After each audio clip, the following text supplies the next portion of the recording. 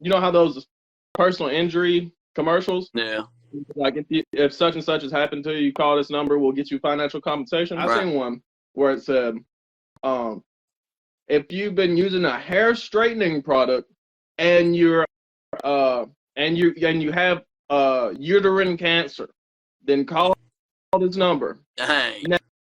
Now, how in the hell a hair product gives you uterine cancer is beyond me. Right. But obviously, and this goes into maybe it's not necessarily CIA invented, but it goes into the wickedness of America, the wickedness of Esau, the wickedness of the devil to make such a product. Absolutely. And bro, like that's what I was about to say. That ain't too like you said, it's beyond you. It ain't beyond those of Esau. And bro, like what the CIA is, and all the intelligence community, bro, is those of Esau who's at the top right now, and this is their kingdom. Is it's like they do their leg work for them, like boots, type, like that's why they refer to the CIA as the company, because the I guarantee you that corporation whose product that was, I guarantee you the CIA has done work for them in some way, shape, form, or fashion. Yeah, I assume so. And it falls right in line with everything the CIA does as far as the sterilization of Israel. They try that a lot. Exactly. But since I don't have any evidence specifically tying that to them, right? Exactly. I chalk it up and say I can't prove it. Right. But Yeah. And bro, who straightens their hair?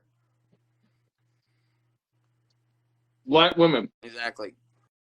Black or women. Israelite women who don't know they're Israelite. For instance, like Hannah did up until, we found out the truth. I started showing her. Yeah. But she was one who would always straighten her hair. Yeah. It's different with people like Hannah and people like some Northern Kingdom women, or I would even say the majority of Northern Kingdom women who have somewhat straight hair already. Right. You know what I mean?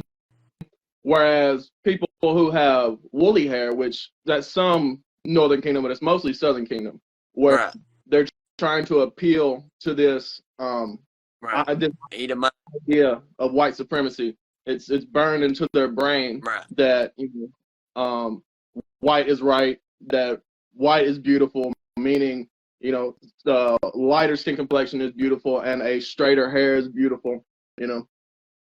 So that's the real psychological warfare going on our people. And bro, of course.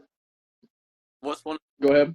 What's one of the most widely known, famous, it was considered a conspiracy theory until, Freedom of Information Act come along and they had to release all these documents and all this and that. But what's the most famous, operation of the CIA you ever heard of? Other than MK Ultra. No, that's what that's what you're talking about. Yeah, which is purely to perfect mind control. Absolutely. I thought you were going more towards the Tuskegee Airmen. I don't know if that was specifically CIA or if that was like an FBI or military or something like that. That would be referred to as intelligence community. Are you talking about Tuskegee? When was that? I'm not quite sure, but I know that it was, people who worked, I believe it was in the Air Force, that they had sterilized and give gonorrhea. Right. Or at least syphilis is what you give them, not gonorrhea. Yeah, that's what I was about to say. I don't know if it's gonorrhea or not, but yeah, definitely syphilis. And I just knew it was some sort of disease. Was that not around the time of the Vietnam War? Let's see. Let's see. Tuskegee experiment. Tuskegee syphilis study between. Oh, damn! It was between 1932 and 1972. See, right, exactly. over 40 years. I thought it was maybe like 4 to 10 years. No, me too. I actually thought it was probably over a decade. But no, they did that for 40 years, bro. That was 40. So this is,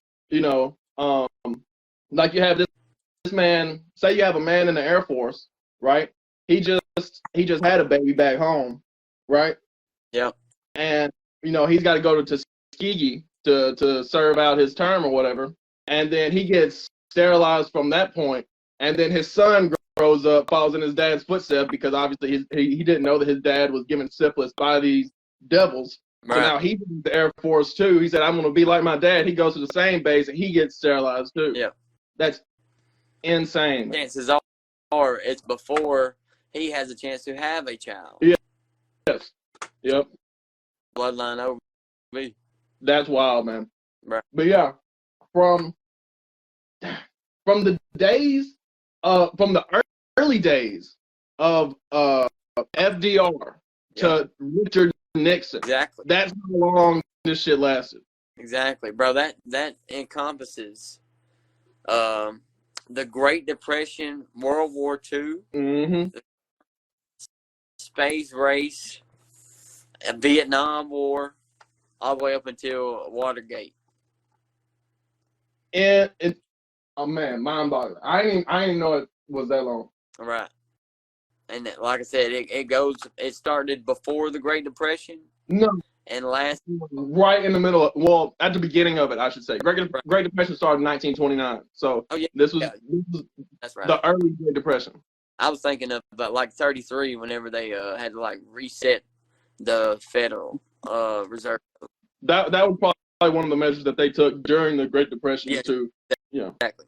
Like that was like the peak point of like okay, so how do we move forward after, 29 when the shit bottomed out? Yes. Yeah. But yeah, 3 years after the stock market crash in 1929. Right. That's when they started doing it. Right. Yep. Because, bro, like, just think about it. Think about what all they had to go through to figure out the right formula that produced the 100% result at the end of, this is actually sterilizing these people we're trying to sterilize. Because, the trials and error to find that and figure it out was unimaginable for a mind that is not of Edom that can reach such levels of depravity. Yeah, and and you know what they told them that they were doing, and Facebook and YouTube might not like me for saying this because it's sort of a touchy subject since 2020. But you know what they told them they were doing? What, testing them for diseases and shit? No, giving them. Okay, yeah. That's what they told them they were doing. Hey, here, come take this. Meanwhile, It's a deadly disease. Exactly. And, bro, the same exact thing was just repeated. Because did you not see they was getting all over Nikki about what she had put out? No, I don't know what you're talking about. Bro, it was like her, close kinfolk. I'm going to say either a sibling or maybe even a cousin. But they live in, I can't remember what she said, but anyways, they got them,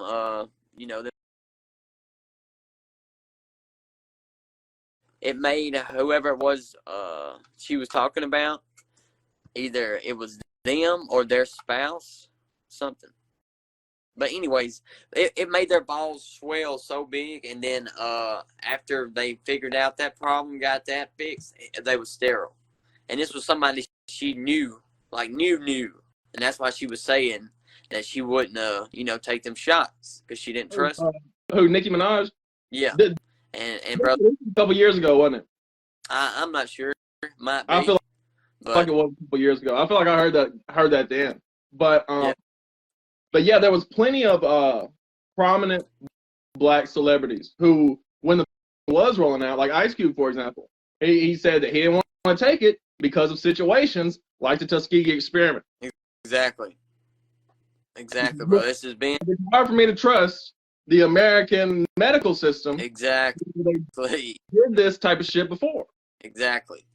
And bro, that goes all the way back until like that was the establishing. Once you sit down and think about it, of the what they call the health system, quote unquote, that they have established firm in lock today. Was during that same exact time period.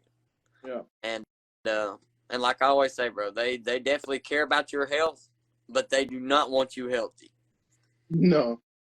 And that's always been their aim, bro. That's why they got the symbol that they got for medicine, you know, with the thing, and it's got the snakes going around it. Yeah, that's the symbol of. They got that from Numbers 21 with the right with the Moses and the bronze serpent. Yep, and it's going up the rod and stuff. Yeah. So, bro, so what is Esau saying by that? By even telling you that's where he get, or knowing that's where he gets it. It's definitely not for Israel's benefit, to put it plainly. As far as getting bitten by them, pretty much. Yeah, the fiery serpent. Right. Their subtle way there. Yeah. And I seen this on Facebook this past week. I don't know how true this is. This is somebody's personal story, I guess. But they said they've been they're an American and they visited Italy. And in Italy, you know, they've been eating all the Italian food. They've been eating this. They've been eating that. And they said they lost 15 pounds over the past, you know, whatever month or two they've been in Italy. And they was like, we need to seriously figure out what's wrong with the food in America that makes us so unhealthy. Right, exactly. Because, bro, you know, like they just did that. They just did that where now you can, like, artificially create the chicken for chicken, right? You know what I'm talking about? They made some like Impossible chicken or whatever. No, they just passed I think no, it didn't. Hang on one second. Now I'll pull it up. But do they signed a bill or like and they made it's a unrighteous decree is what it is, but so where they they're completely encouraged now to make artificial chicken, like grow them from nothing, all artificially. Man, I feel like people's already been doing that. I heard a while back. I heard years and years ago that McDonald's, and again, I haven't seen this, but this is from somebody who claims that they had seen videos of this. Maybe there's videos of it online.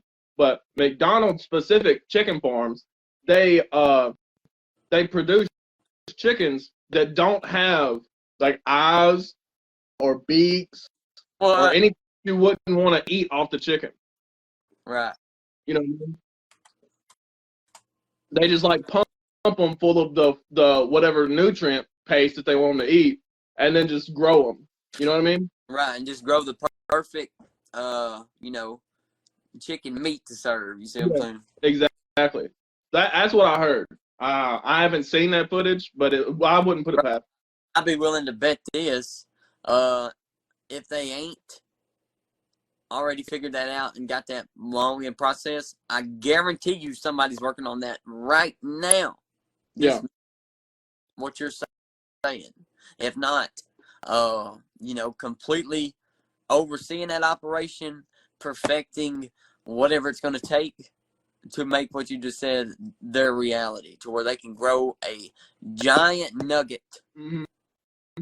It sounds like, the reason why I brought that up is because it sounds like that with the bill that they're trying to pass or whatever you just mentioned, the bill that they just passed, whatever it is, that that's going to become the norm. That's where it's headed. That's the trend. You know what I mean? Right.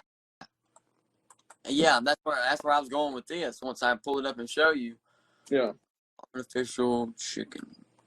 And I'm gonna show you the company that because like these different companies then had to come behind that and declare like whoever's gonna be depending on fully artificial chicken, had to declare it now that they made that lawful. Okay. And one of the ones listed on the article that's giving you this news was Tyson chicken. Yeah, Tyson, I was just about to bring them up because they're already wicked as hell when it comes to how they deal with their chickens, how they deal with their chicken farmers. Because, like, these chicken farmers, they'll have, like, thousands and thousands of chickens, right? They'll have thousands and thousands of chickens that they move in and out every couple months or so, right? But the farmers themselves, they don't own the land. And if they did own the land, Tyson now owns the land, and they have to pay back on the land. You know what I mean? Like, it's so wicked. Right. And then the ways that they're screwing people out of their land. Yeah, yes, they're making them indentured servants. Right. That's what they do with the chicken farmers. Yeah. But you see this right here?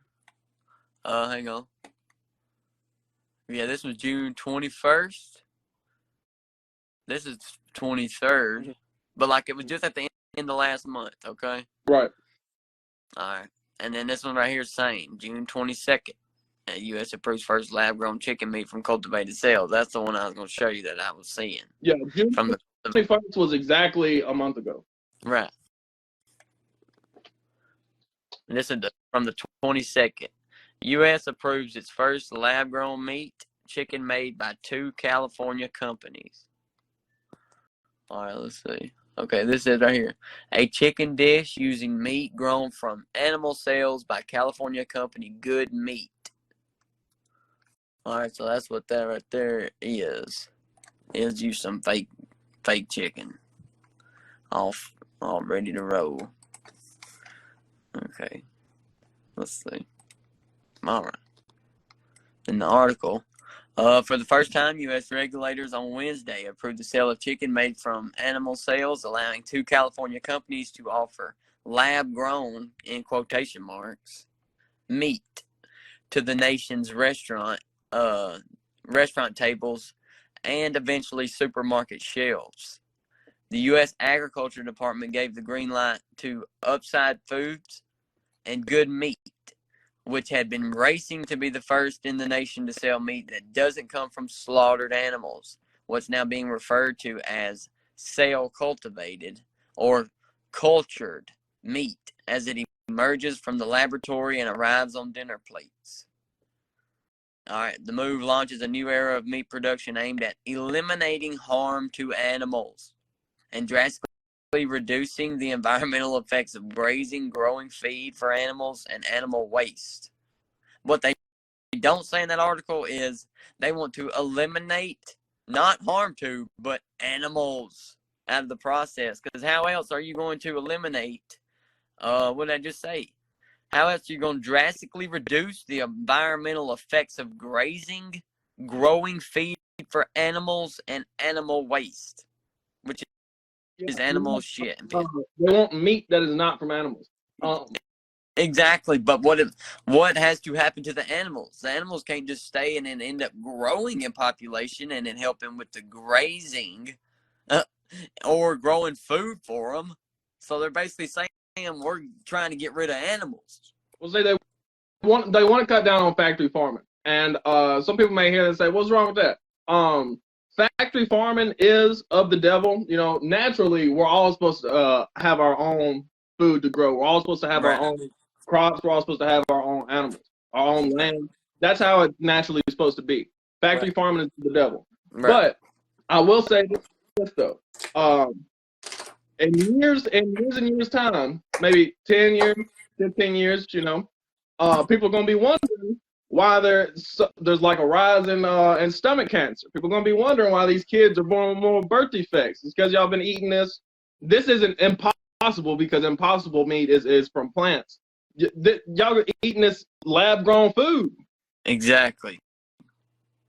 And listen what the co-founder and chief executive of Eat Just, which operates Good Meat, said in a quote, "Instead of all that land and all that water that's used to feed all these animals that are slaughtered, we can do it in a different way."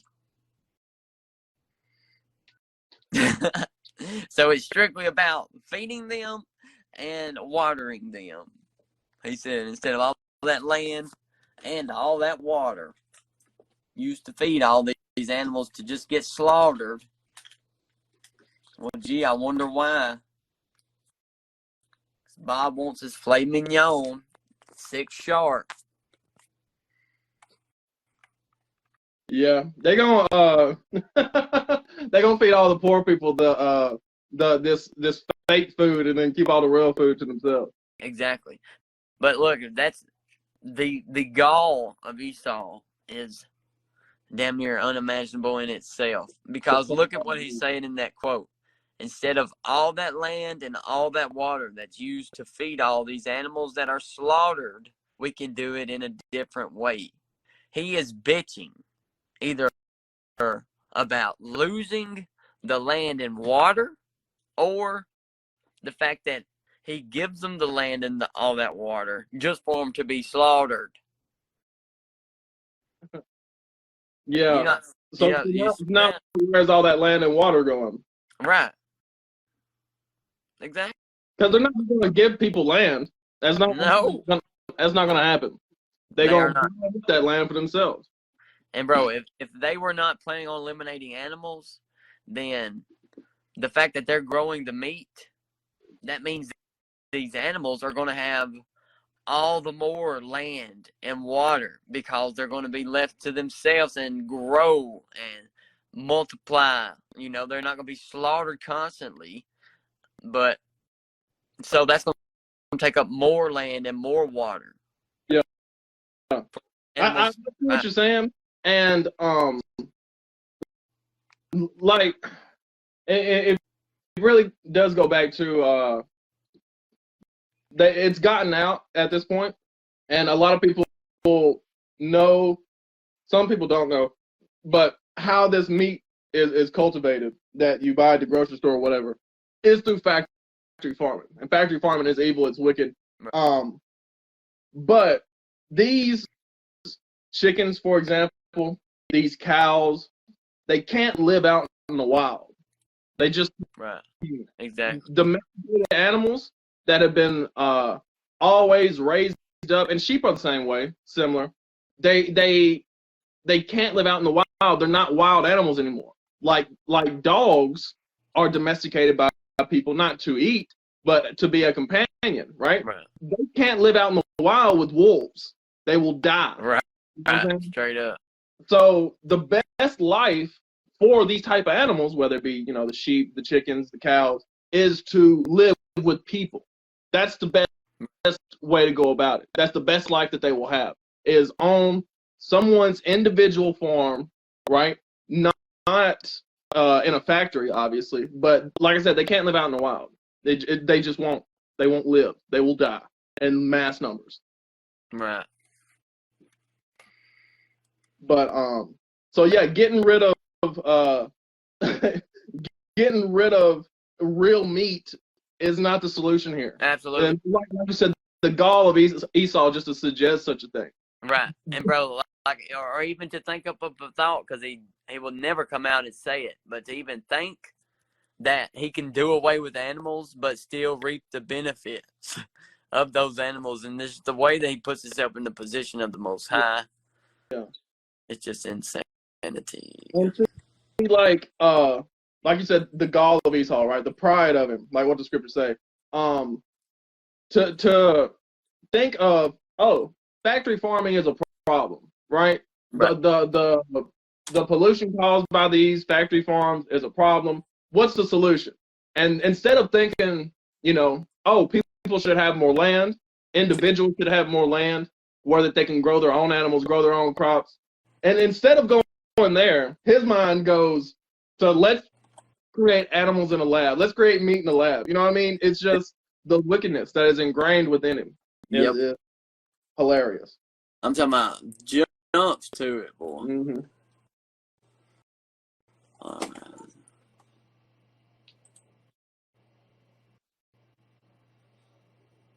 You got something else that you're gonna show us on your computer? Yeah. It just depends on if or lesson. What do you think we should do for that? Like I said, Yeah, no, I was just saying if you're not, then if you're not going to, then just turn your camera because it was facing the computer. Yeah.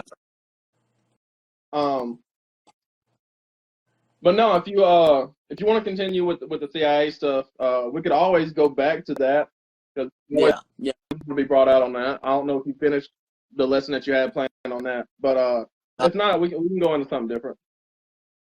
I mean, like I was telling you, like basically what we've went over so far is the fact that they got together and established this as a thing to operate against Israel.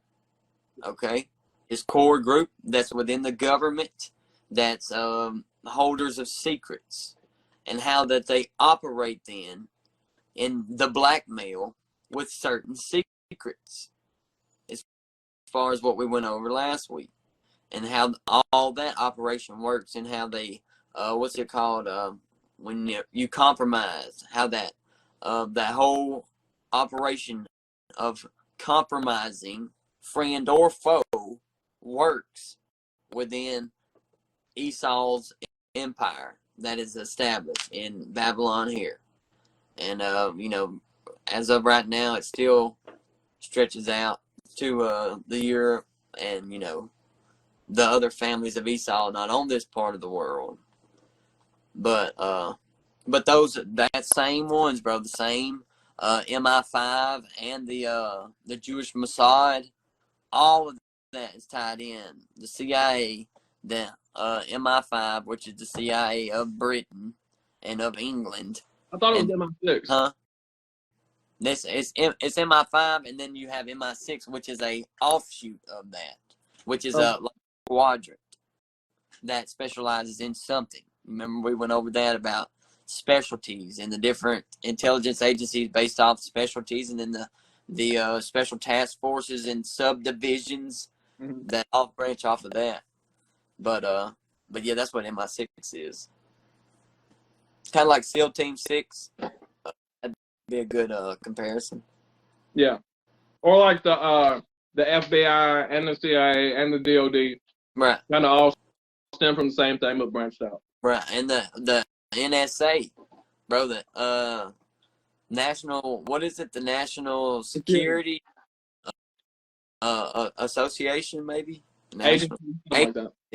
Yeah, National Security Agency. Right, because what is the main thing that they'll spit out in the interest of national security? That's how they shut down any flow of intel that they based off their discretion. That is the phrase. This is the matter of national security. Yeah. So we can do whatever we want if we feel like the nation's in national security is under threat. Right. But bro, break that down, because this is one thing I've thought since I started studying all this kind of stuff.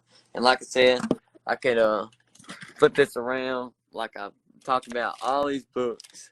My brother Ezekiel knows, but all these right here, and then there's a bunch more behind this stuff right here. All goes into it. But how they where was I going with that?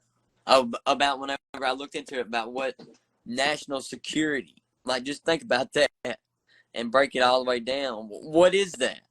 That is Esau. That's at the core, that spiritual wickedness in the high places. Right. All right. The rulers of the darkness of this world, on that inner circle, it is what they deem will maintain their rule. Yep. And in whatever way that they feel it needs to be maintained or progressed. Yeah, but you see what I'm saying? Means necessary. Exactly. But that's all that means. In the interest of national security is, in the interest of these rulers of darkness, this is what's going on and what we're doing and how it's going to go, and we ain't going to be questioned about it. Yeah. like I said, that's why it was the operation of secret services. Yeah. Yes, but they was created to be the head. That's why it's Central Intelligence Agency, because everything's supposed to flow back to them and then through them to either other branches of government or higher branches. Yeah. But if you look at it and look into like with JFK and the things that he was saying and the principalities that joined forces to eliminate him. Like I said, the CIA was created to be a vessel of that information and stuff. But that's when whoever's supposed to be, they're supposed to be answer to, and them is aligned and on one accord. Okay, and if not, what do you think they're doing? They are majorly working against whoever's interests is not aligned with theirs, even themselves amongst their own ranks in government, bro. Like how they will, I mean, you've been around Esau in life and some of the traits that they can do, like blatantly, like cut you out and your throat and cut your nuts out. And, you know what I'm talking about. Yeah, absolutely. You know how just wicked, bro, just wicked. They go astray from the. Yeah, that's one thing about Esau, and I guess the rest of the other nations are like that as well. But primarily, obviously Esau is the worst at this. But just don't give a damn about anybody, including his own people. Exactly. You know? It's all about me. Bro, that goes into the mindset of our women now. His first says was 4 and verse 37. Wine is wicked. The king is wicked. Women are wicked. All the children of men are wicked, and such are all their wicked works. And there is no truth in them. And their unrighteousness also shall they perish. Bam. They shall perish. Wine is wicked. The way that you think of drinking today, there's nothing good out of it. Like with us, what it's meant to be, you know, with moderation or with communion or, like feast days and certain days, wine is a good thing for you. It's meant for good. But with Esau being in power, the world is upside down. The king is wicked. All right. Obviously, the king who's ruling right now, wicked as hell. Women are wicked. All the children of men are wicked. All right. So all the children of men, the ones who are either literally children of other nations or those of Israel who live as the other nations. Yeah. And, as Gentiles, the children of men. All right. And such are all their wicked works. Right. They don't do nothing that ain't wicked. Everything they do and touch turns wicked. Mm-hmm. All right. And there is no truth in them. All right. None whatsoever. The truth is the law. There's no law. There's a lawlessness that looms within them and over them. All right. And in their unrighteousness also they shall perish. That lets you know there, if they don't repent and be reborn, what will happen. But I do also want to point out, like what you said, the truth of the laws of God.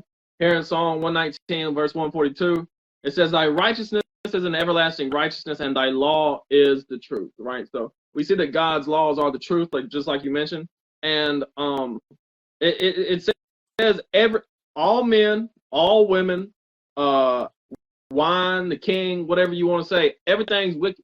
And there's no truth in them. The laws of God is not naturally in us. People in Christianity will be like, oh, well, because they always try to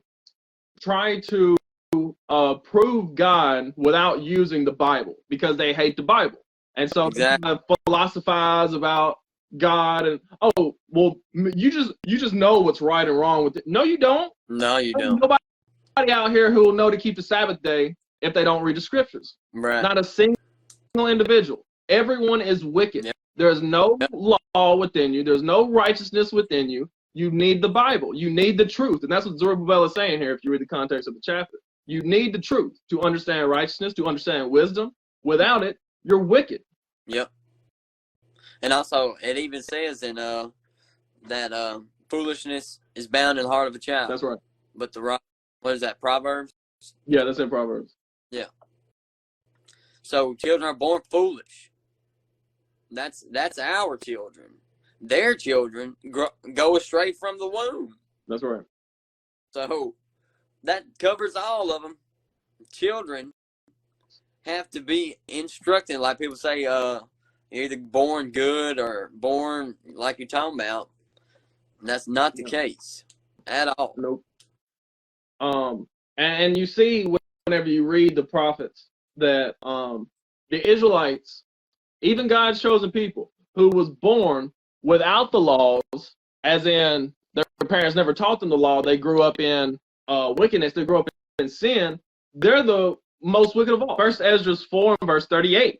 As for the truth, it endureth and is always strong. Right. So them laws, that's what's going to endure the test of time. Not only time, but kingdoms, lands. We might move. You might move. Don't matter what. Everything might be unstable, but what is not unstable is the laws of the Most High God, the ones He gave to Israel to keep, to be a special and peculiar people, like unto Himself. All right. Let's see. And is always strong. There's always going to be strength in keeping the laws. Look what it did for Ruth, who was not even an Israelite. But the strength in keeping those laws is always strong. All right, so you can go on. It liveth and conquereth forevermore. Boom. There it is. It's not going nowhere. Even when Christ gets here, He's coming to enforce these laws. So you better get used to it, because He's going to live and He's going to conquer forever. Straight up. Right. All right, let's see. Okay, yeah, that's it. I mean, unless you just want to read 39, I mean, you can, to get it as far as, like, this is some of the traits of wicked men and women in Israel today. If you want to go ahead and read that. If I read 39, I want to read 40 as well. We'll go for it. All right. With her, there is no accepting of persons or rewards, but she doth the things that are just. Exactly. And refraineth from all unjust and wicked things. And all men do well like of her works. Right. So yeah, this really just clarifies that the truth is the law of God, because the law is the one that says don't accept persons or bribes. That's what it means when it says rewards. But exactly. It says to be just, right, and refrain from all unjust and wicked things.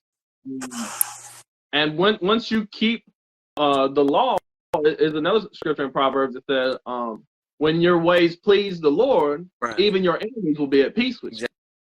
Exactly. And that's why it says all men do well like of her work. Verse 40. And also, her judgment is any unrighteousness, and she is the strength, kingdom, power, and majesty of all ages. Blessed be the God of truth. Right. Bam. But also, all men who keep the commandments do well like of her word. They will tell you how much they like their lives once they began keeping these laws. How much their lives improved, or their spirit, you know. It was like it was refreshed by the refreshing of the water of the word. That's right. And like what you said, even even if your monetary gain didn't go up, right? Even if you had to like step down from a certain position because they wouldn't let you keep the commandments or whatever, they would still say their mind and their spirit and their heart are more at peace. More exactly. And bro, like you don't feel like I say, I always say this, but I cannot speak for nobody but myself. But even before I found out about the truth, I always carried a sense of guilt around, not even knowing why. You know, for some periods of my life, but you know, just imagine getting that lifted off of your spirit, even if, like say, monetarily, which once you truly are repenting, being reborn, trying to get of the right minds, monetarily is not a thought put off from mortal thoughts. You're not concerned with worldly gains. Okay, and that's one thing me and Hannah been reading. We went through Philippians, and now we're in Colossians, and you know, like the point of that Paul is trying to get to them is to eliminate the self. You know what I'm talking about? And think, be the body, and like think as a collective, as a whole, and like that's why it takes more than one or two Israelites here and there for salvation. You know what I'm talking about? Yeah. It's waiting on 12,000 men of each tribe, like the Most High. It's great when you accomplish things individually, as far as we all got to work out our own salvation. But the point is the whole. The point is the we, not the me. You see what I'm saying? Yeah, gather yourselves together. Right. Oh, nation not desired. Right. As it says in Zeph 2. Yeah, he keeps getting booted. Don't know what that's about. Lord can get this because of technical issues. Sure. Lord's will. We'll be able to get this worked out. Let's see. Out of here, out of here, out of here. Maybe that's something. I doubt it.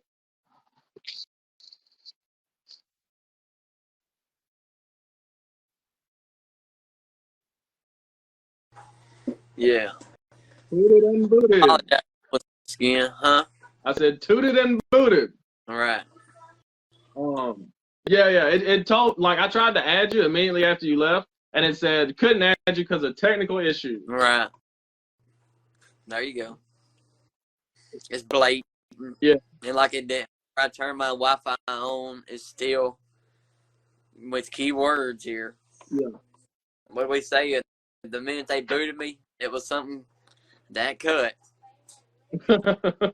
Yeah. Was in the middle of saying gather together. There you go. Not desired, as it says in Zephaniah 2. That's what a lot of Paul's writings are about being one body, one mind, one spirit. Right. I know he says that in Corinthians. Right. So it's not just Colossians and Philippians, it's all throughout the New Testament. That's what I'm at. I'm just pointing at what we've read this week since last Sabbath. Yeah. I'm just reiterating. Right.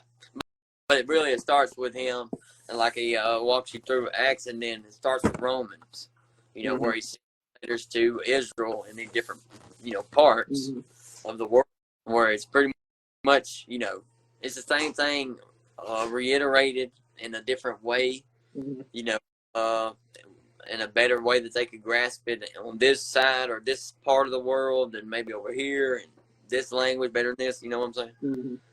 Really, it's the same thing, like I'm saying. Like, that's what Christ was all about, bringing the whole back together as our whole family here. It's got to work as a group. And, you know, that's what the New Testament stresses. That's right. And bro, that's right. Talking about earlier, when you was when we was tripping on that, how long that they were doing the Tuskegee experiments and stuff. Yeah. But bro, like, the Most High and Christ are going to have to come back to and cut time short. For what reason? So that they don't what? So they don't wipe us out. Yeah, completely. Yeah. Because we tripping out the father who had the son first, and then they sterilized the father and the son. Yeah. Yeah. So that as an example, maybe there was a situation like that. I don't know. I'm just saying that's generational. That's those whole experiments were generational. Is my point. Because why? There were curses on us. Generational curses. Yeah. Yes, exactly. Yeah, yeah. There's even because you mentioned that, and we read this a couple weeks back, but I do want to read it again because it falls in line with what you were just saying about why God is cutting the time short. Give me this here in Psalms. I believe it's Psalm 124. Let me look at it.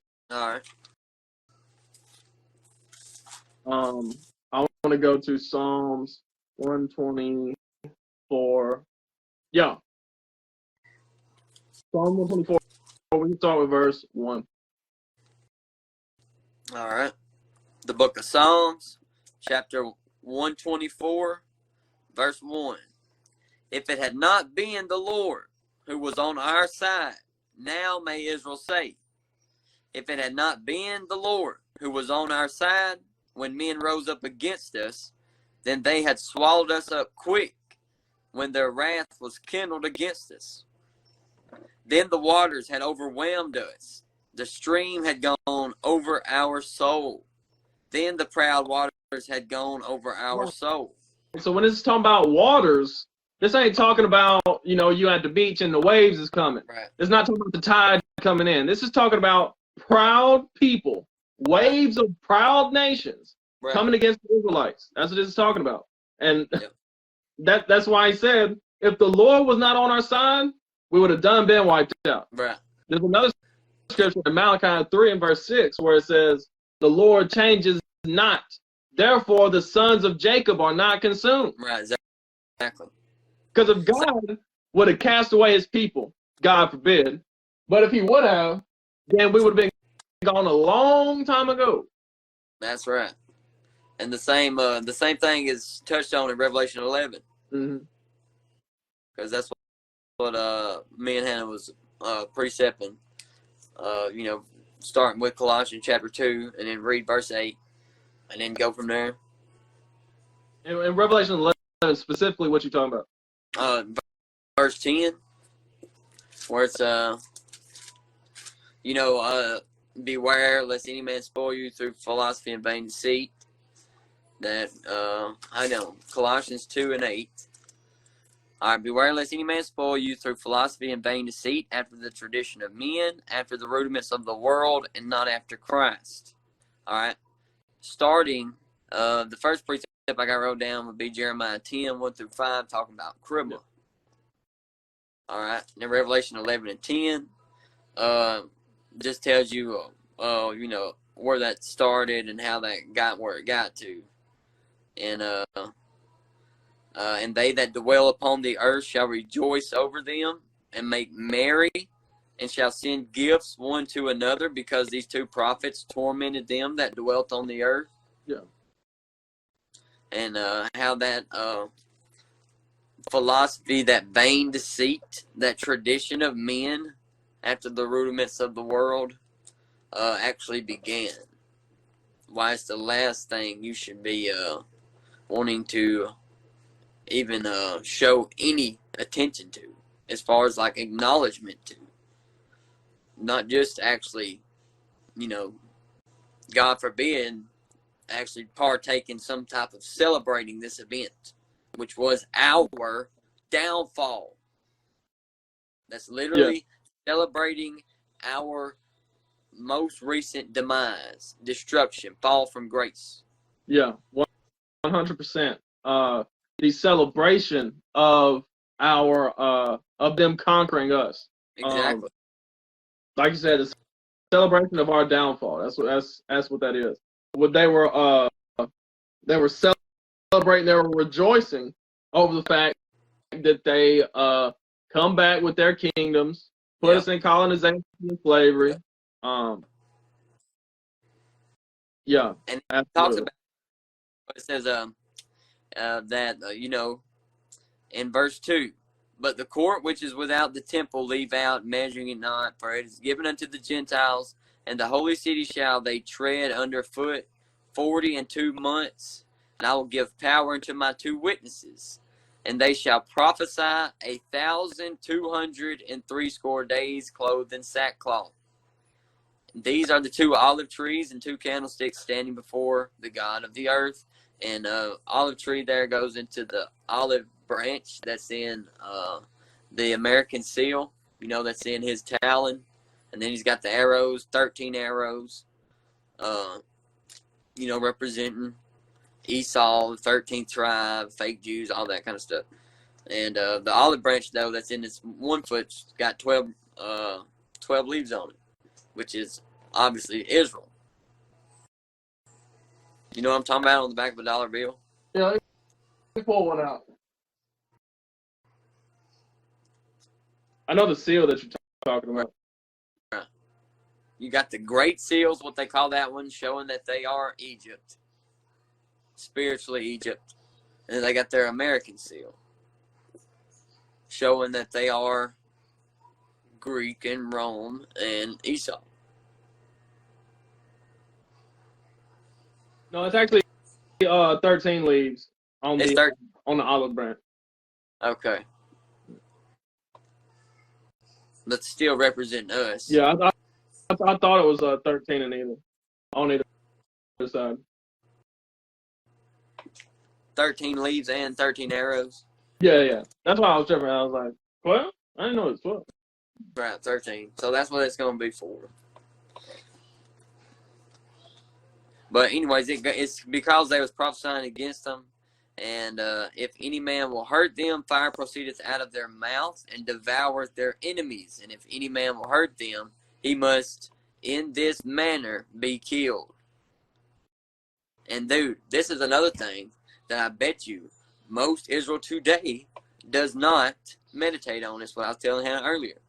These have power to shut heaven, that it rain not in the days of their prophecy, and have power over water to turn them to blood, and to smite the earth with all plagues as often as they will. Yeah, that was Elijah and Moses did those specific things. But so it's not talking about when these two witnesses are prophesying for these 1260 days. Those two witnesses are like what you said. The two olive trees goes back to Jeremiah 11 when the two olive trees are the two houses of Israel, Judah and Israel, right? And Moses was a Levite, Elijah was Northern Kingdom, right? And that's all it's saying right here is that the prophets of the Lord have power. Right. Yeah. Is that not talking about like us today? That's waking up prophesying? Well, like what you said, we need to realize that we do have power. We do have spiritual power. I'm saying those specific acts were done by Elijah. He shut up heaven during his day, and then Moses turned the waters to blood, in the book of Exodus, and smote the earth with plagues. So yeah, we got our forefathers and us today. We have spiritual power that we don't fully realize. Right. And like the power to do that, smite the earth with all plagues as often as they will, and turn water to blood, and shut up heaven that it don't rain while we're out here preaching on the street corner. You know what I'm saying? Yeah. Turning into. But also, you need to take into consideration this in Second Ezra. In Second Ezra 1. I want to make sure you get an understanding on this. Second Ezra 1 and verse. But if you continue on down reading, and also like in 7 where he talks about the beast come out of the bottomless pit, and it got us all, and make war against them, overcome them, and kill them. Their dead body would lie in the streets, spiritually called Sodom in Egypt, where also our Lord was crucified. And shall they of the people and kindreds and tongues and nations shall see their dead bodies 3 days and a half, and shall not suffer their dead bodies to be put in graves. All right, and that's obviously talking about us while there was no knowledge of us being Israelites, those 350 years until Elijah came and started the stuff that led to One West, that's led to where it's at now, right? Yeah. I'm talking about us in America. Right. Mm-hmm. But yeah, So on the spiritual power thing, on the signs and the plagues and things like that. Second Ezra 1, starting with verse 35. Second Ezra 1, starting with verse 35. I'm gonna read it. I'm here now.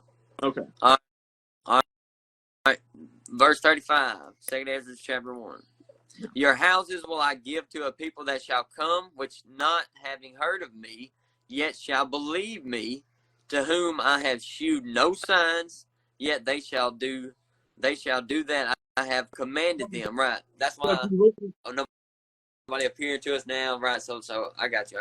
Yeah, so if you read earlier in the chapter, this is Ezra, or rather the angel of the Lord coming to Ezra to rebuke the people that are in his time, right? And they lived in the land. The whole lifetime of Ezra was him taking waves of people from Babylon back to the land of Israel, right? That's what Ezra did. Yeah. So God is sitting here telling these people who are living in the land of Israel, he said, your houses I'm going to give to a people that come after you, right, who don't have prophets, who don't have signs. They haven't seen spiritual power, right, but they have the scriptures and they believe in me anyway. Right. And they have faith in me anyway. All right. That was used to cover all our history, like forefathers at the time. When the Most High was, and the Most High in Christ, was still dealing with us on that level. Yeah. Because I reference, and even the book of Revelation reference Elijah and Moses, right? Because back in the day, the Lord would send a prophet and he would show the people signs and say, look, here's the proof that God is dealing with me. Right. Exactly. All right.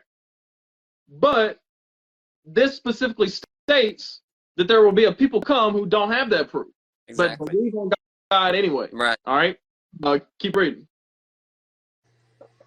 All right. Let's see. Ye shall believe in me, to whom I have shewed no signs, yet shewed what I commanded them. They have seen no prophets, yet they shall call their sins to remembrance and acknowledge them. Right, so that's not saying that there is no people who will prophesy the word of God. I mean, thus far, that's been the case. But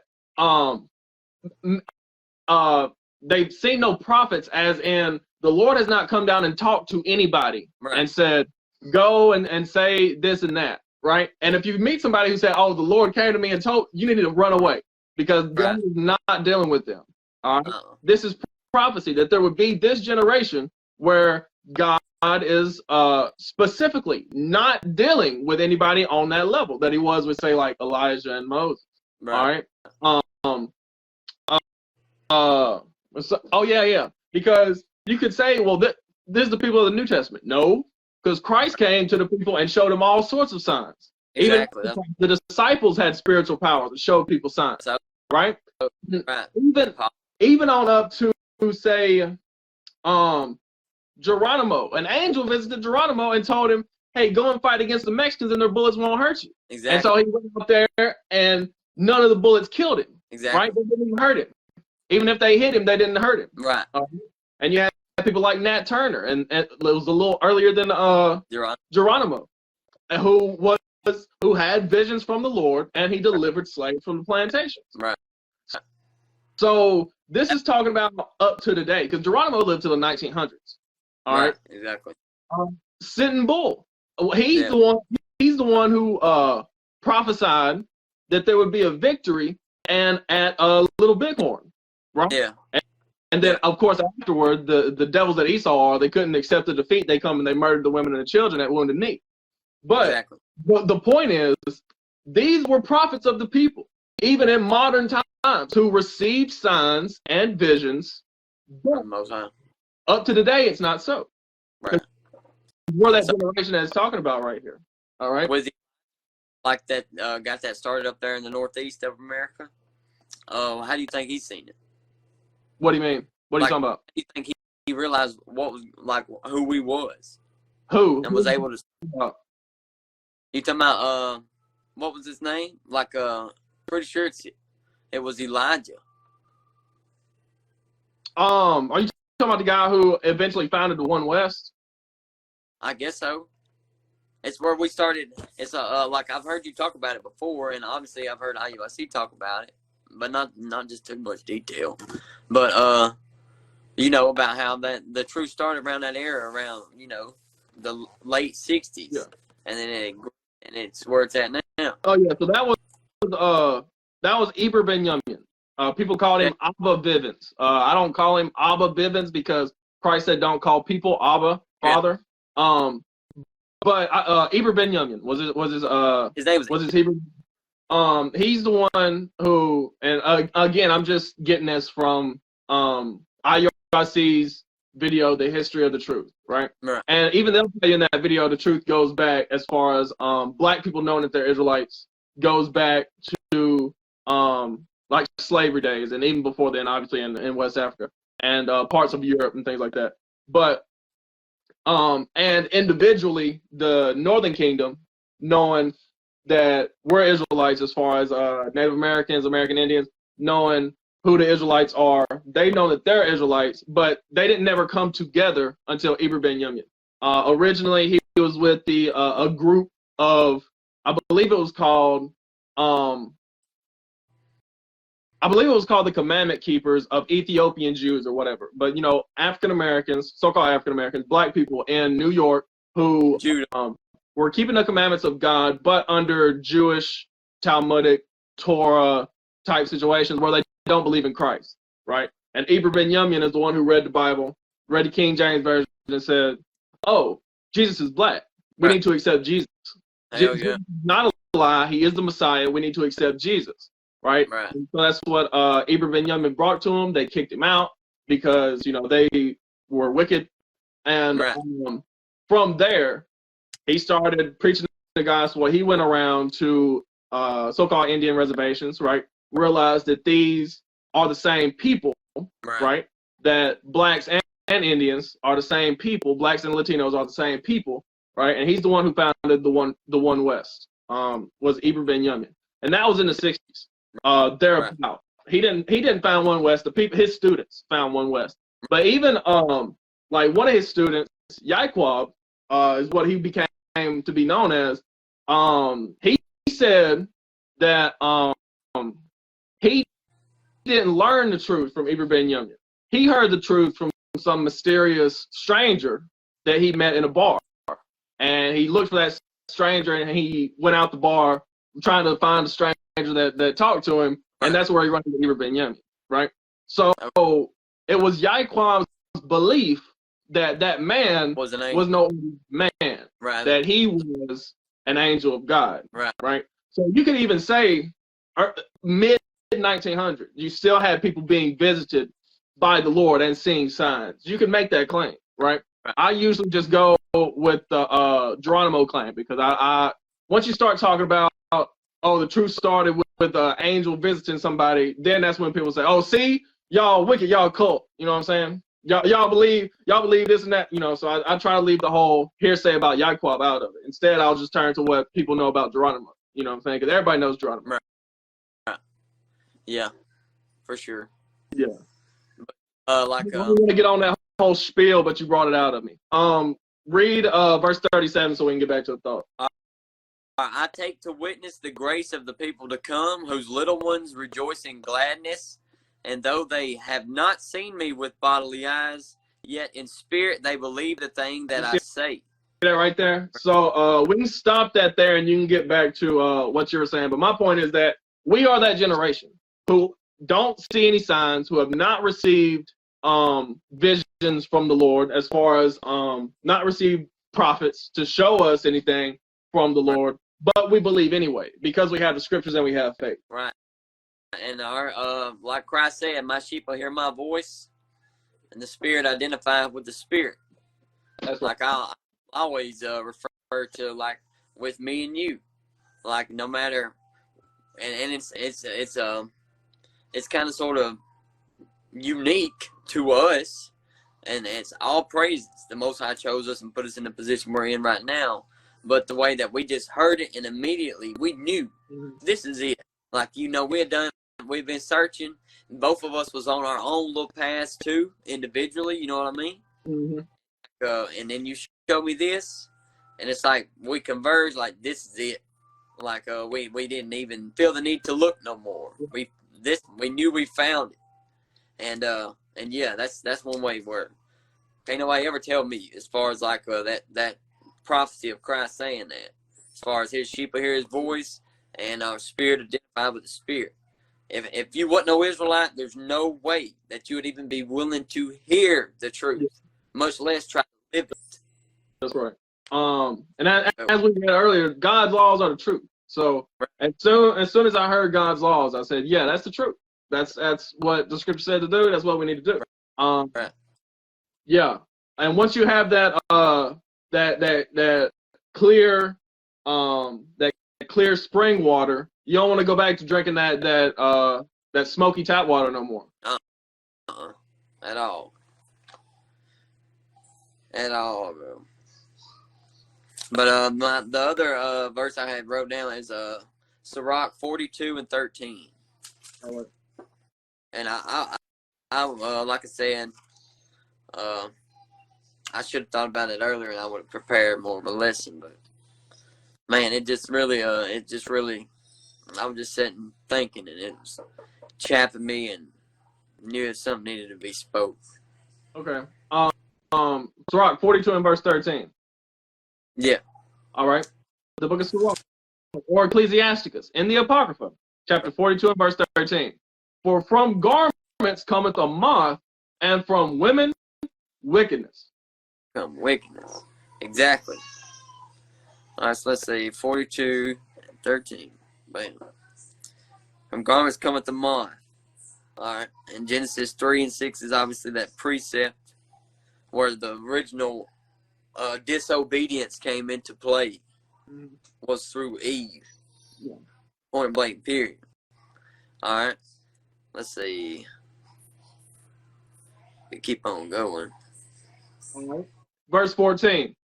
Better is the churlishness of a man than a courteous woman. A woman, I say, which bringeth shame and reproach. Right. All right. So, better is the churlishness, which is like the hatefulness, spiteful attitude. That's churl. Well, churlish is like rude. Rude, right. Yeah, like Paul said, even though I be rude in speech. Yeah. Like you're blunt to the point. Yep. And like you'll flame somebody in a quick second. Yeah.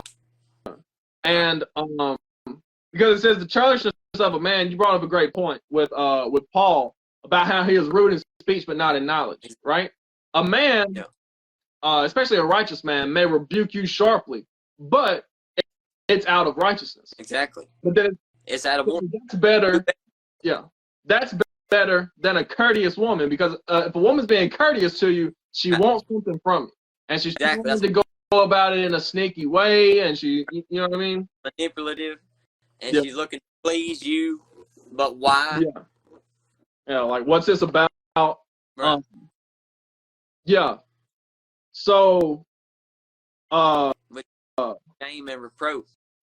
Why? Because usually 9 times out of 10, she's gonna run game on you, hit you for a lick, and that's gonna bring shame and reproach. Talk about how bad you got took by that woman just because, you give in to her, pretty little smile or whatever the case may be. Mm-hmm. Is that all you got on that? Yeah, right here, yeah. Okay. So, I want to bring up, because you had brought up the original sin, right? And that is a precept out here to the side, how sin entered the world through the woman, right? So give me that in 1 Timothy 2. Yeah, that's where I was gonna end it. Was in Timothy and talking about how our women are supposed to behave. Yeah. Yeah. So, you want me to read that for you then? Yeah, if you want to. Let me start with verse 9.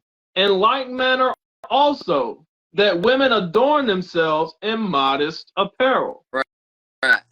And dress modestly, not showing everybody all your worth all day, every day. Like, that's one thing women do not understand.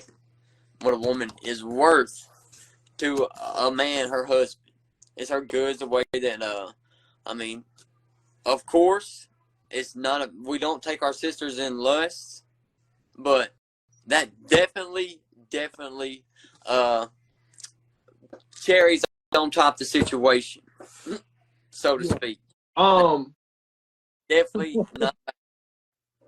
There's this old adage. I forget where it's from, but it was pretty funny whenever I heard it.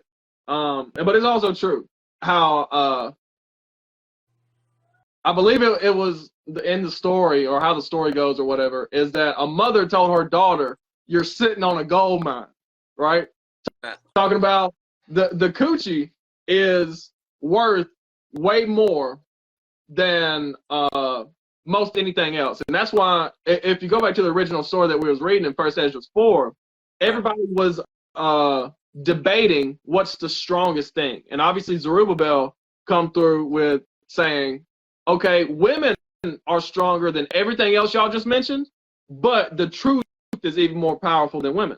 But the point that I'm making here, and what you brought up about the worth of woman, is that a woman can get whatever she wants through her wiles, right? She doesn't even necessarily have to sleep with the man to get everything from him, right? Exactly. Just seem like she's going to, or make it leading such and such. Exactly. And we actually even see that used in righteousness in the scriptures with Judah, right? She brought down the captain of a host and his whole army, basically, because she brought down the captain of the army, right? Brought down the general, or whatever you want to call it. And yeah, obviously she didn't fornicate with him, right, but she used her women or her feminine wiles to bring down essentially this whole army. Right, exactly. So that's the type of power, the type of worth that women have. Right. But these days, they're not dressing modestly. They show it to everybody. So then, what is your worth now? Exactly. Like they say about why buy the cow if I can have a free glass of milk or whatever? Yeah, get the milk for free. Yeah. Yeah. Exactly. That's the point. And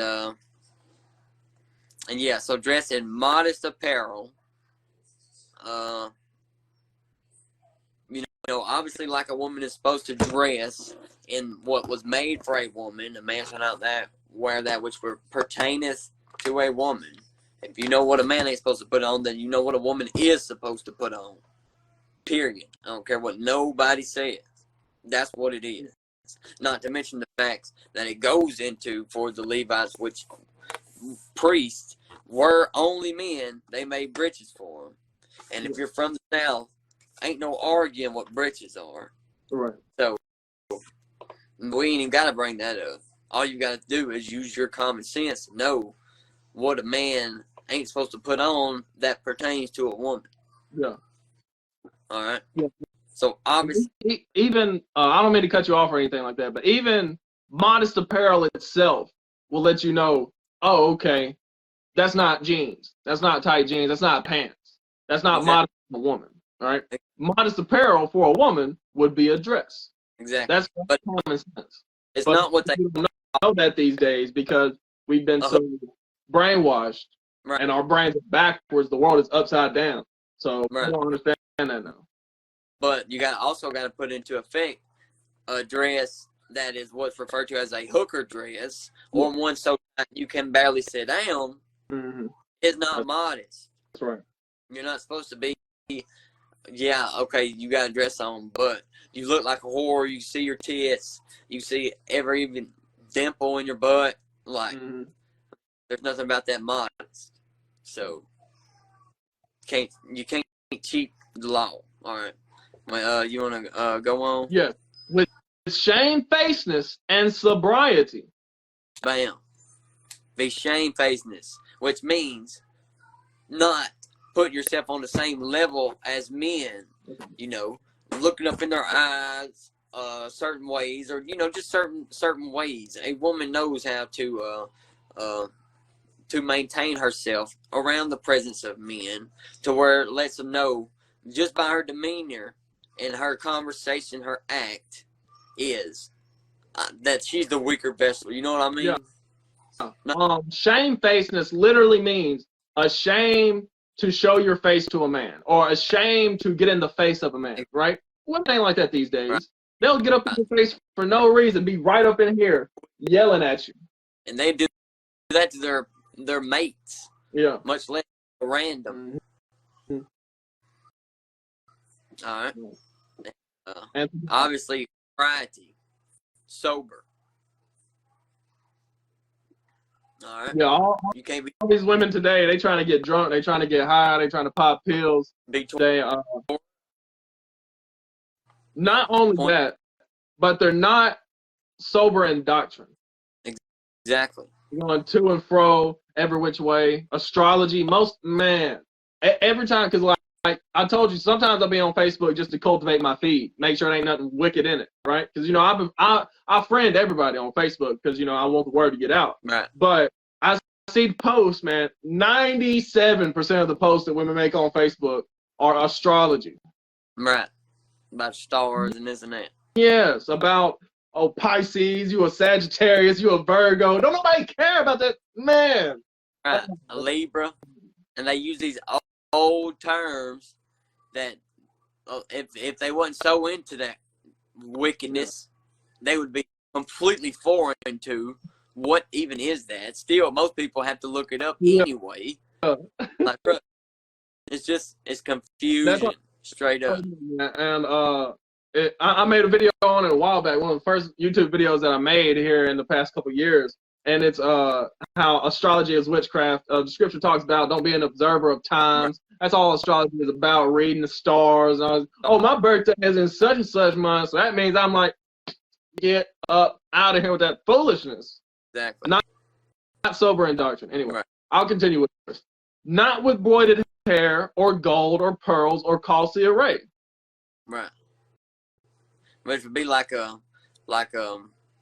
trying to put on all your quote unquote Sunday's best, the best of your Sunday's best, to go out and portray something that you're not really. You see what I'm saying? If she puts on all her most expensive stuff, what is that going to tell people that only see her when she's out amongst them? That she must have the most expensive stuff. You know what I'm talking about, bro? Yeah, I know exactly what you mean. Because when it says not with broided hair or gold or pearls or any costly array, it's not saying you can't have those things. It's saying that all of that as a facade, all of that as a show, all of that, but you're hollow on the inside, that you have no substance as a person. Don't invest all your stock in how you look, basically. All right. And 8, read that again, please. Sirach chapter 9 and verse 8. Turn away thine eye from a beautiful woman, and look not upon another's beauty. For many have been deceived by the beauty of a woman, for herewith love is kindled as a fire. Yeah, many have been deceived by the beauty of a woman. Right, bam. That goes back to like what we were talking about as far as how much power a woman has, right? If you don't know the truth, then you think that coochie is the best thing in the world. Exactly. But if you know righteousness and you know the scriptures, then you know, the laws of God are better than that. Remember the thought in 1 Timothy 2:9, right? If you're a woman who wants to do right by the scriptures, don't just invest your stock in how you. There's more to you than just how you look. All right. Women are supposed to be more than just how they look. And if that's all you are is how you look, and you have no works to show for yourself, then you're vain. Your life is in vain. Your life has no meaning. All right. Favor is deceitful, and beauty is vain.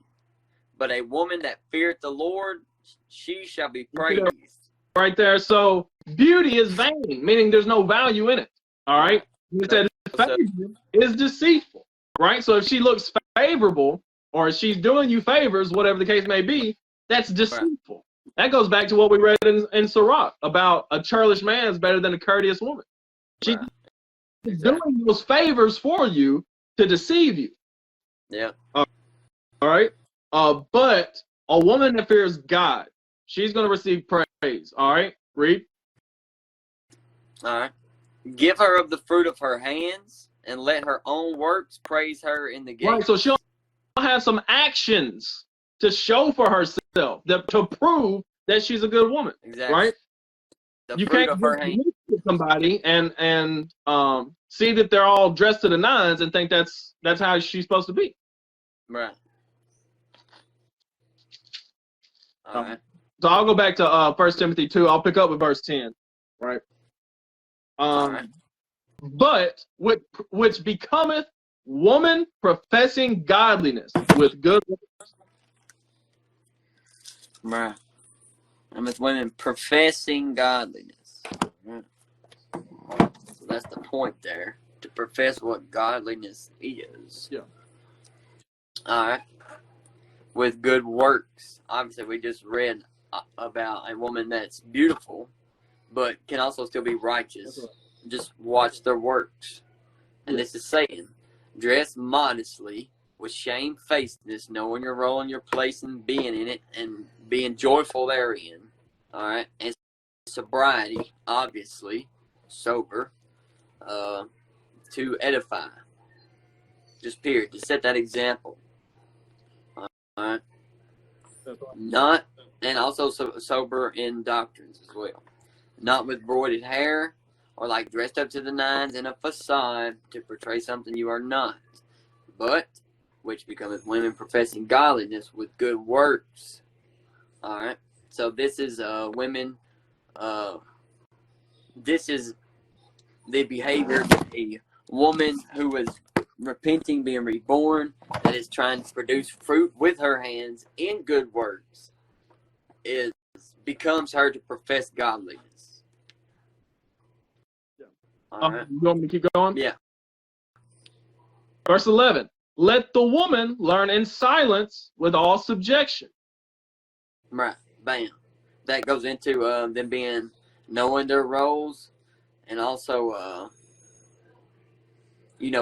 figuring out how to become women professing godliness or a virtuous woman.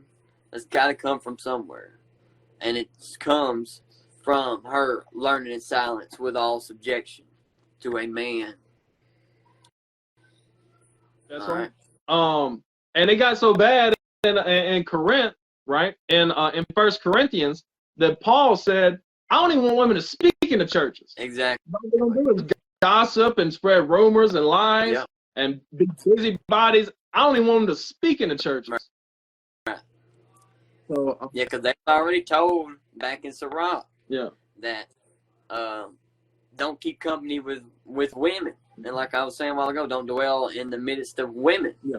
And that's going for men or women, getting together. And that's where a lot of divorce and Most High only knows how much wickedness comes from is little women's gatherings. Yeah. You get these single women trying to give marriage advice to the married sisters. Exactly. Oh, man. But yeah, I'll pick up with verse 12. But I suffer not a woman to teach, nor to usurp authority over the man, but to be in silence. Bam. So not only is a woman not supposed to stand up and teach the congregation, but usurp authority over the man in any position. Most High already laid it out how he wants it. Through Paul in Corinthians, you got Most High, Christ, man, woman, children.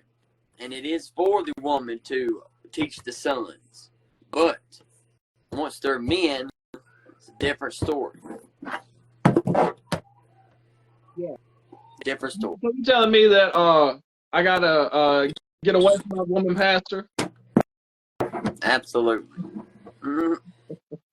Oh man. But yeah, that's not biblical. Women bishops, women pastors, women priests, priestesses. That's not biblical. That's not biblical. And deacons.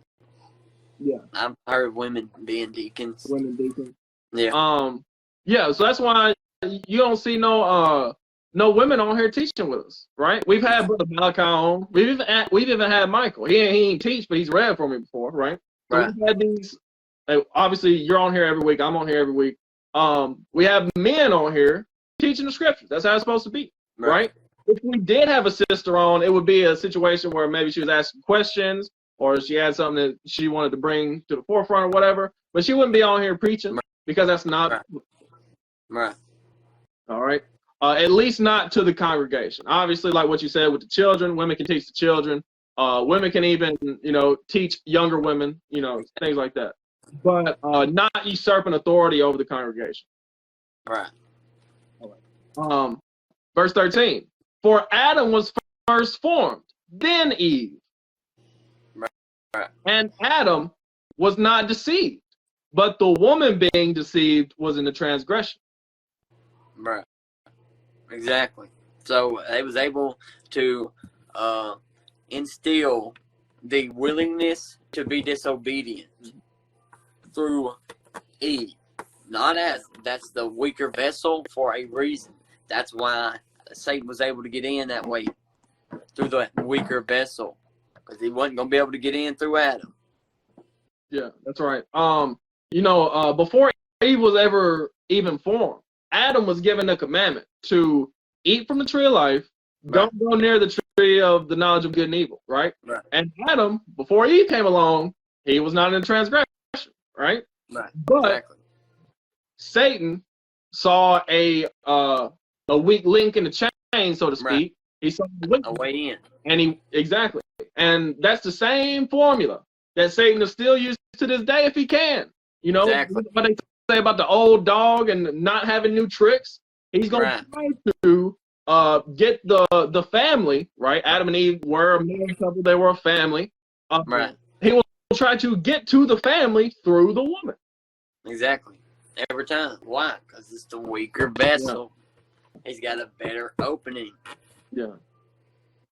So the woman will come with worries and concerns that the man was not even really worried or concerned about. Exactly. But now it's in the woman's head, so now it's a problem.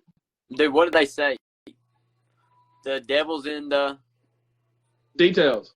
Exactly. And what do they say about men and women? That women specialize in details. Details. Yeah. Right. Bam. Well, there you go. That's the devil's in them details that the women specialize in. And I'm telling you this from from experience, as far as man macro, women minute.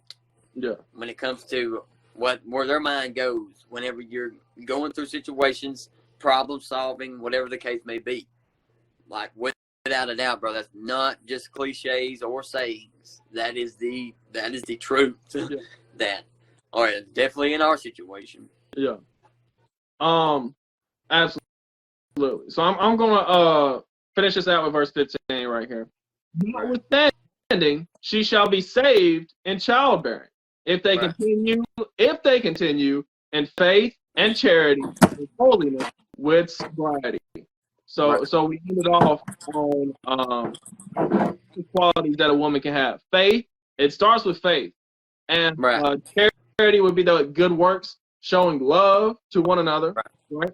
Not just because people think charity is just like giving your money to St. Jude's. Not necessarily, right? No. Giving, not necessarily just giving money, but giving time, giving effort to your loved ones, right? Bro, that goes to the forgetting the me, replace it with the we. Yeah. That's true charity. Yeah. Loving thy neighbor as thyself. That is true. That's what I was to say. Yeah. And holiness goes into keeping the commandments, right? We read that in Romans, how the law and the commandment is holy and just and good. Yeah.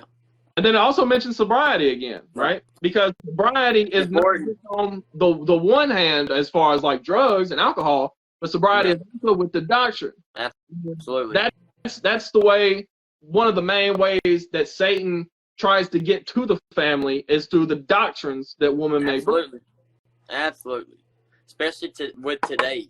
And like it's even to a point to where like more conservative Christians are pointing out how weak, soft, and tolerant Christians have become today, to where they've become something different. Mm-hmm.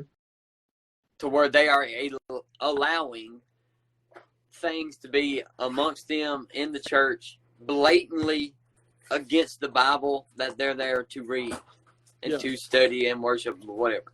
Yeah, and even your conservative Christians, obviously, they still hate God. They still hate the Bible because they right. They still worship a white Jesus.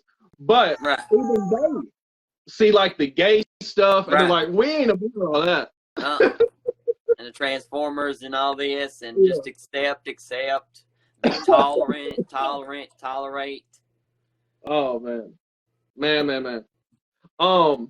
So yeah, if that's all that you have, I want to add a little bit more to this if I can. Give me this in Ecclesiastes. This one actually is in Ecclesiastes, I know. In Ecclesiastes 7, I believe it is. Ecclesiastes 7, and start with verse 20. The book of Sirach or Ecclesiasticus? No, Ecclesiastes in the Bible. In Ecclesiastes chapter 7, start with verse 20. 7 and verse 20. Ecclesiastes, go, Gabriella. About to be done. Go. Alright. Verse 20. For there is not a just man upon earth that doeth good and sinneth not. All right. So I do want to start off with that. Understand, there is no just person on the earth who does good and does not sin, right? That only person that we had like that was Jesus Christ. He lived 2,000 years ago. So much less today. There is no just man on the earth that does good and sinneth not, right? So keep that in mind. But I also want to jump down to verse 25 and pick up from there. Verse 25, I applied mine heart to know and to search and to seek out wisdom, the reason of things, and to know the wickedness of folly, even of foolishness and madness. Right, so Solomon sought out all knowledge and all wisdom, even those that he regretted later, right? The knowledge of witchcraft, the knowledge of idolatry, foolishness, madness. He wanted to know everything, right? So that's what he sought out to do, and he did it. And like I said, he later ended up regretting the foolishness and the madness, but he sought that out too. All right, read. And I find more bitter than death the woman whose heart is snares and nets, and her hands as bands. Right, so he said, I find more bitter than death the woman who will trap you and fight against you. Right. All right, the wicked woman. Read. Whoso pleaseth God shall escape from her, but the sinner shall be taken by her. You see that right there? And there's another scripture in Sirach that says a wicked woman is given as a portion to a wicked man. Right. Right? So a righteous man will see a wicked woman and say, I got to get out of here. Right. I don't want to do. They'll run another way. The bordered hair and the pearls and the gold and the I do not want to deal with her because she is it says her heart is as snares and nets. She will try to entrap you with her mind. Right. All right. So yeah, keep reading. All right. Behold, this have I found, saith the preacher, counting one by one to find out the account. Right, because he knew very many people. Right, everyone from around the world would come to Solomon to seek out his wisdom, and his reputation preceded himself. Right, to all the different kingdoms, they would all come to visit Solomon, and Solomon would declare his wisdom. Solomon would teach them. All right, so he said, of all these people that I've ever met, read. All right. Which yet my soul seeketh, but I find not. One man among 1,000 have I found, but a woman among all. One man among 1,000 who was righteous. Right? I met 1,000 men, and only one of them was righteous. All right? Read. But a woman among all those have I not found. He said, I never found a righteous woman. Of all the women that I met, Solomon had 1,000 wives. Right. And plus he met women like the Queen of Sheba who come up to seek his wisdom. He said, of all the women I've ever met, I never found one that was righteous. Right. All right. That's crazy. 29?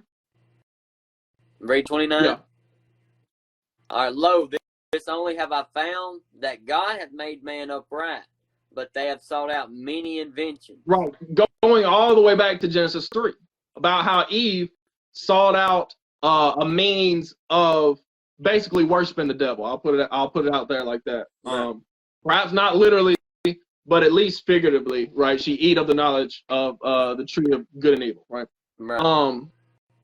But from here, because I did want to point that out. That goes along with your lesson about the wicked women. Do not be ensnared by wicked women, right? Right. And those who you care about, try to steer in the right direction. All right. Right.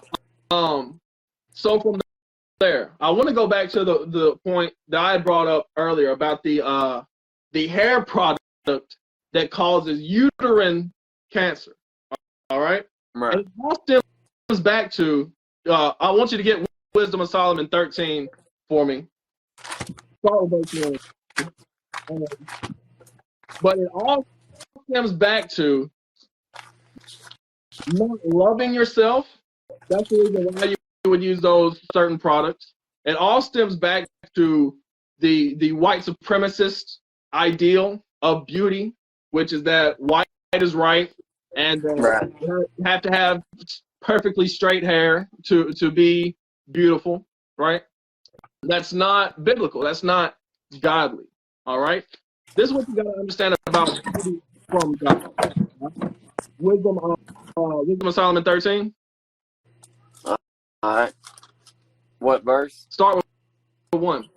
Verse 1. All right, Wisdom of Solomon 13 and 1. Surely vain are all men by nature, who are ignorant of God, and could not, out of the good things that are seen, know him that is, neither by considering the works did they acknowledge the work master. Right. So this is what we were talking about when we first started, about how men do not know God naturally, right? Right. Like what we read in First Esdras about how wine is wicked, the king is wicked, women are wicked, men are wicked. Yeah, wicked. Everybody is wicked to start off with. They don't know God. You can't just look out into the world and know God unless you know what to look for, right? You have to have the scriptures to guide you and to lead you to know who God is. Right. All right, and acknowledge the master who made all his works. All right, read.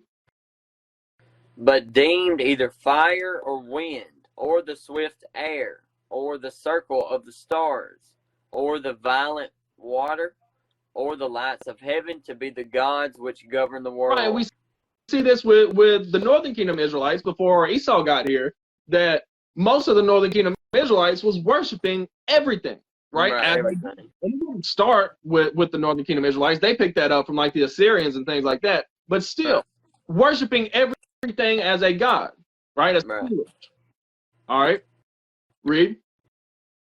All right. With whose beauty, if they being delighted, took them to be gods, let them know how much better the Lord of them is. For the first author of beauty has created him. That's what I wanted. That's what I wanted, right? Because people worshiped everything as a god, right? Because they saw the land, that it was beautiful. They saw the trees, that they were beautiful. Right. They saw the sun, moon, and stars, that they were beautiful, right? So God is the author of beauty. He knows what he's doing whenever he creates things, right? Whenever he creates people, he knows what he's doing, right? So if you're dark skin, light skin, woolly hair, straight hair, black hair, brown hair, blonde hair, it doesn't matter. God made you how you are. God knows what he wants you to be. God made you beautiful the way that you are. You don't need to try to change yourself to appear beautiful to man's standards, right? Especially in America, because America's wicked, right? Exactly. So, I might close it out with this. Let me get Psalms 50. I might close it out with this. I might not. I need to, but like I still got a bunch of stuff I gotta do. Yeah. You said Psalms 50. What verse do I want? Psalms 50. I believe it's like verse 3 or something. Let's see. Okay. Psalms 50. Oh, verse. You can start with 1. It's 1 and 2. All right. The book of Psalms, chapter 50. All right. I'm on 40, my man. Chapter 50, verse 1. The mighty God, even the Lord, had spoken and called the earth from the rising of the sun into the going down thereof. He's the God of heaven and earth. Right. All right. Out of Zion, the perfection of beauty, God has shined. Right. So out of Zion. Zion is another name for Jerusalem. Right. Jerusalem being the capital of all of Israel, right?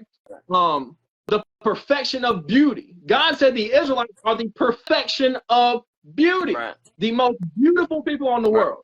All right? In the world. And it said God had shined out of Zion, right? Right. More specifically, with Jerusalem. Jerusalem, if you know the history, you know that Jerusalem was a border city between Benjamin and Judah. Right? Yeah. And I speak this specifically because, of course, Zion is the capital of all of Israel. We're all beautiful, right? But I speak this specifically about the Benjamites and the Judahites because they're the one who need it the most right here in this white supremacist world that we're living in today. About how, the Northern Kingdom has a lot of variations, right? But Judah and Benjamin are typically black with woolly hair. Right. You see some variation, but that's mostly what it is. But God said that's the perfection of beauty. Right, exactly. Right. And God himself, if you know the scriptures, you know he's a black man with woolly hair. Exactly. Yep. All right.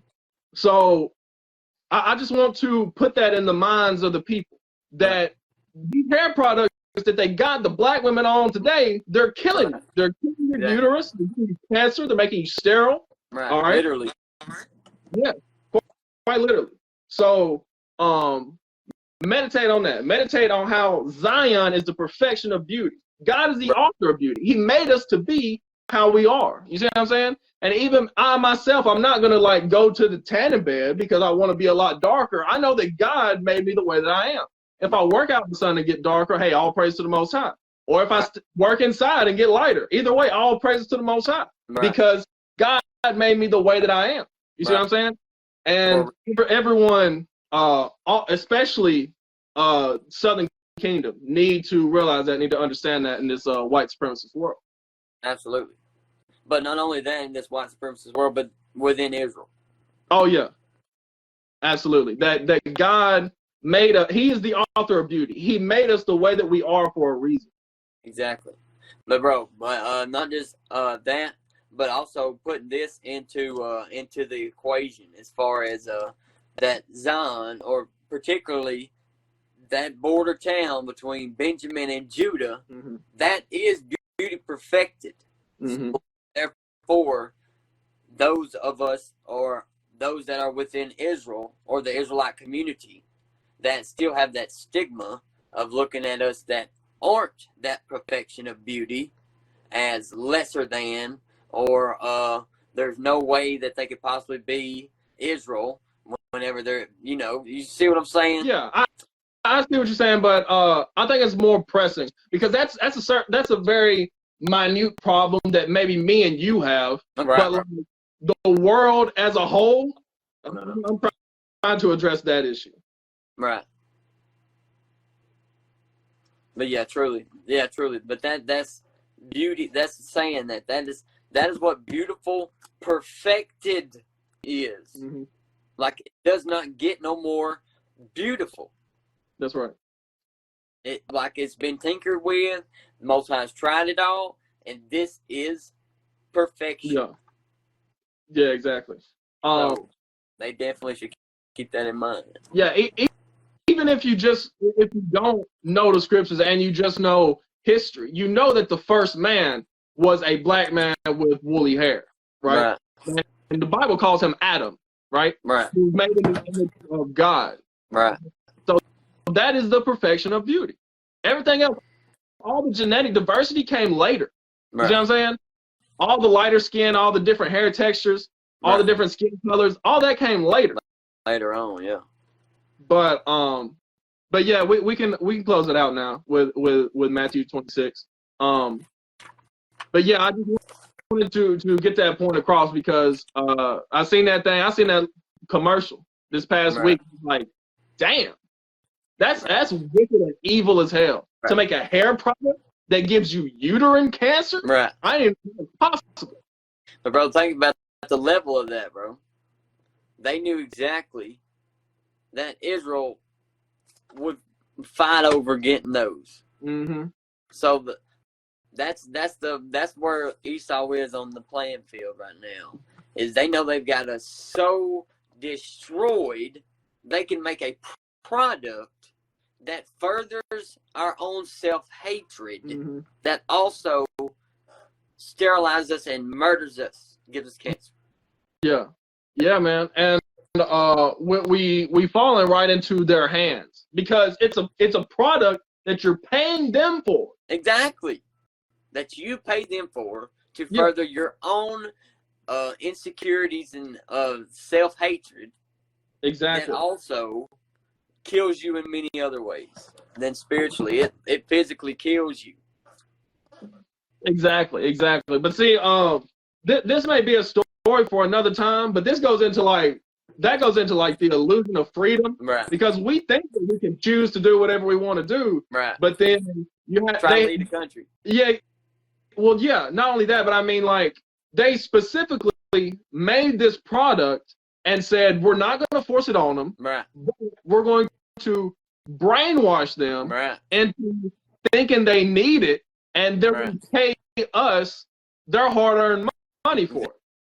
Exactly. That kills. But bro, that goes in. That again, it goes into MK Ultra and then perfecting mind control, bro. Like, they was doing it on individual basis, but you know that they was doing the study as a collective. Yeah.